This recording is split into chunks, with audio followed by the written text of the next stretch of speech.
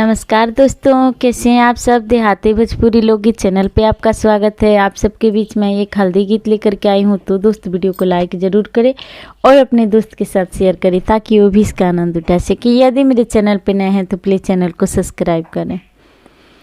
पापा हो कावन पापा धन रौरा बानी जी, पापा हो कावन पापा धन रौरा बानी जी, कहिया के हर दिस चल रौरा बानी जी, कहिया के हर दी।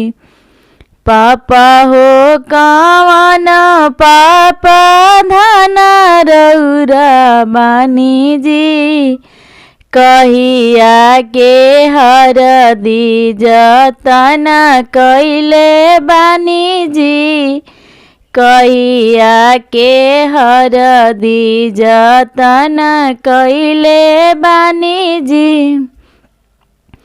बेटी हो कवन बेटी अत सुकवार जी, बेटी हो कवन बेटी अत सुकवार जी, हरदी के पानी पड़ल गईली कुम्ही लाई जी, हरदी के पानी पड़ल गईली कुम्ही लाई जी।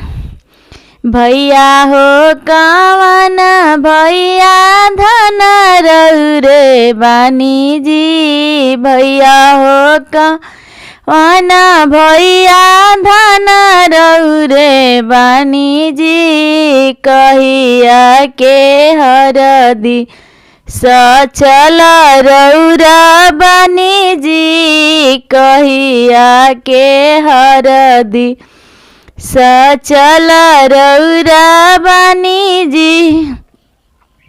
दीदी हो कावन दीदी अत सुकवार जी, दीदी हो कावन दीदी अति सुकवार जी, हरदी के पानी पड़ल गईली कुम्ही लाई जी, हरदी के पानी पड़ल गईली कुम्ही लाई जी।